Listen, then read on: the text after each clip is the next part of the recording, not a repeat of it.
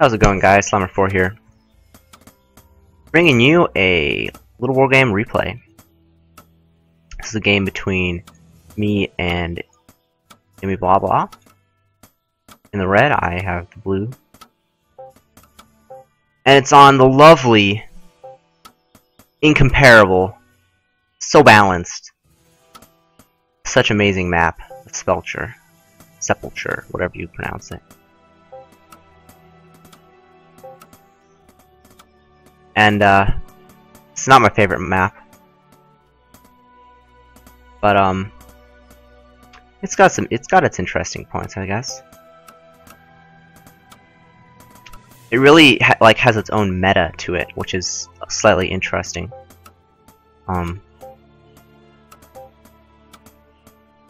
So just see how this game pans out. I'm opening up with a 2-den. Yummy is opening up with a, looks like 1 racks, perhaps a 2 rack expand. Usually I think 2 racks is like the most standard, or 2-den. I've also seen 2-den a lot, and it's the build I have started to favor, because as we all know, Beast OP.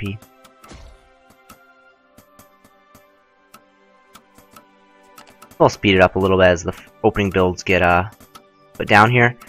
This game really revolves around trying to get your natural base up safely, and the player who can do that often wins. So one player is often trying to go for an aggressive play, the other player trying to expand, or perhaps both players just going straight aggressive play. But this was a pretty entertaining game. I thought it would be a fun match to show off, and so let's get this thing started. I open up with 2 wolves. I'm going to try to put a little bit of pressure here. And Yummy's just camping with soldiers here. The strategy he's employing here is he didn't really go for a wall off, which is like more common against a wolf play. Instead, he just is camping his workers in the mineral line. And if I try to engage, it makes it a little tricky for me. Here, he has a bit of a problem. The archer gets caught, which is quite bad. Even though he gets 1 wolf there, I get a lot of damage onto the archer, and as you can see, he's gonna die. So I traded 1 wolf for an archer in that engagement. And I also get this worker, this soldier down to extremely low health. So I traded 1 wolf. Actually, I traded 2 wolves for a soldier and a archer, which is, as you can understand, great trade. You can see that reflected in the gold lost up here. And I've also been, well, I guess never mind. I was going to say I was slightly ahead in gold mine, but not really. I'm ahead like by 10. I think that's because he had to micro his worker just a slightly more bit than me. So Yummy's going to take his expansion. He only built 1 house, and then he took expansion, whereas I've already gone up to 3 houses on my side of the map. So you can see this game devolves into the beast player putting on a lot of pressure, trying to get damage done, whereas the Rax player is just going to play defensive. And you can see he's maxed out, so he only has these few units, whereas I have plenty of spare supply, and I'm just pumping out mass wolves.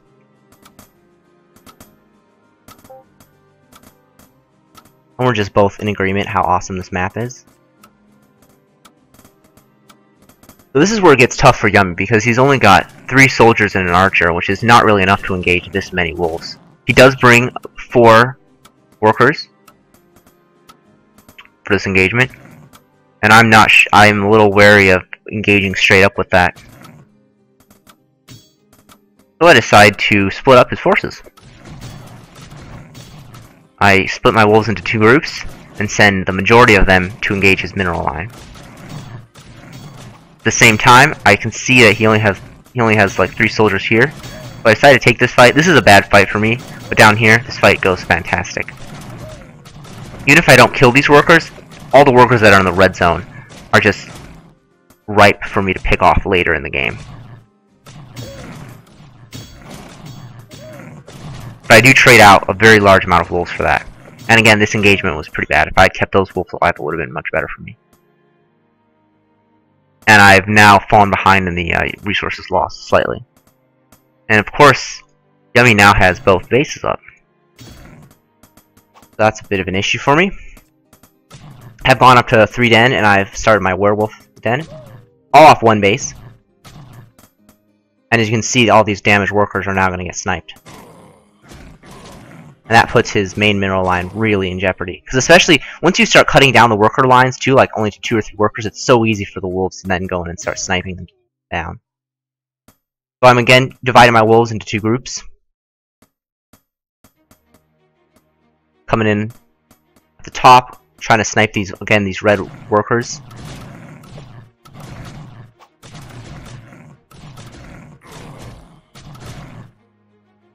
And I also find an archer.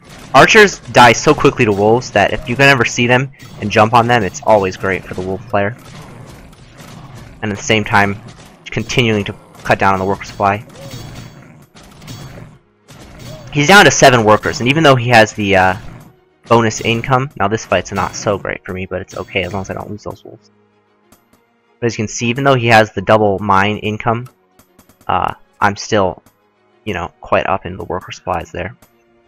And he's also lost so much mining time, which you can see in the income. I've gotten ahead 200 gold, even though he has the extra mines, you know.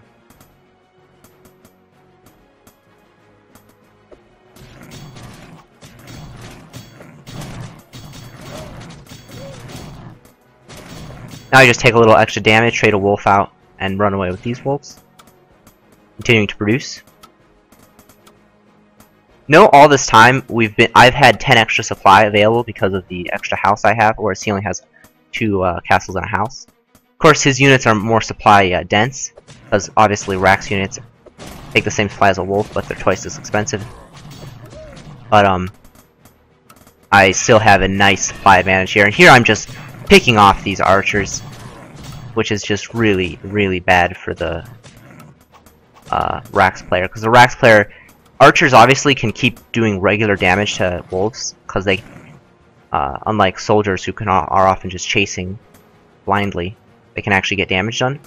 But picking them off as the beast player is just fantastic.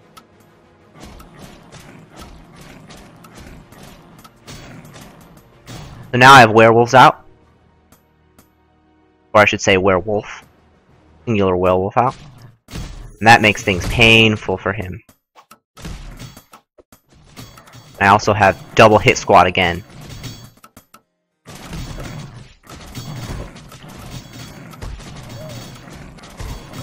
And this fight is just excellent for me. I'm perfectly glad to trade out these wolves for all this damage, and at the same time, his workers up over here are dying.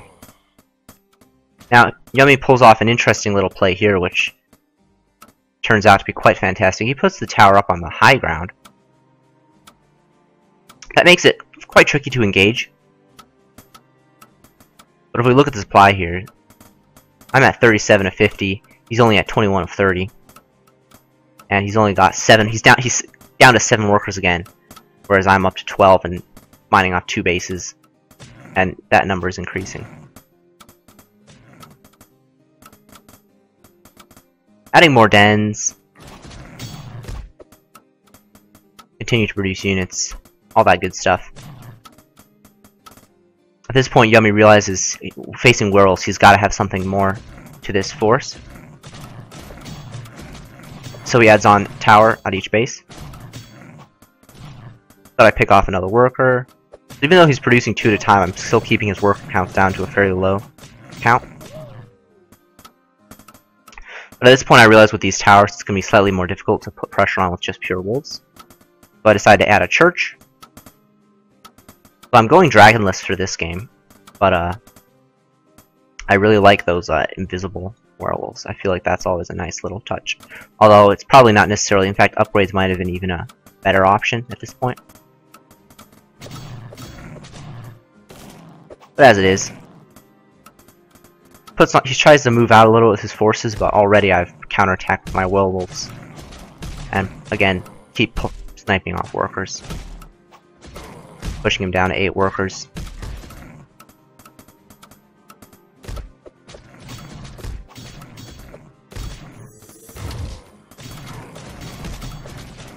All these workers that I get down in the red zone earlier, just trading out with wolves, because this map is so open, it's so easy to walk wolves in and snipe down those workers.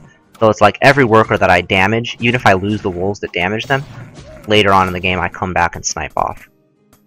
Which makes this map quite an interesting, like before I would think it as a very strong Rax map, because it's so small, Rax units can just walk across and like kill a beast player with strong soldier counts. But lately I've realized that it's so open, it's quite good for wolves as well. And even though it seems small, you could see that by splitting wolves and just counterattacking both sides, it was hard for him to defend both castles. At this point, I'm very, very far ahead here. I've got my invisibility coming up. I've got triple werewolf about to be out, sitting up at 50 supply where he's only at 30. I've got wolves everywhere, and I've got a nice 20 worker economy. So I'm doubling his worker counts at this point. We'll speed up the game just a tad here.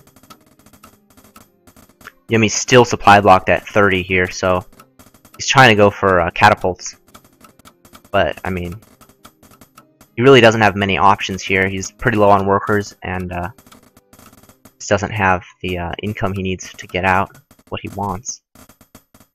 And I'm simply waiting for my invisibility to go, and I start my animal testing lab. Decide to split up my forces again, send one werewolf top, 2 bottom,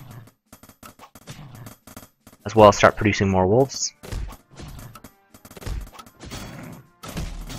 These damaged soldiers are almost a liability right now because they die so quickly.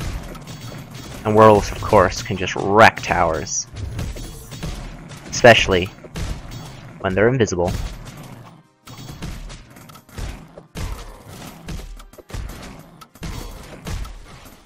So for this point, the game's literally over. I'm gonna totally crush his mineral line, I'm gonna take out towers. And he's down to this one mining base at this point. He has no upgrades, there's really nothing that's gonna save him in this game. He's trying to get to catapults, but with invisible werewolves, well, invisible for a few seconds, there's nothing he can do from this point. Not even mining. So, that's a kind of a... I thought this was a fun little game.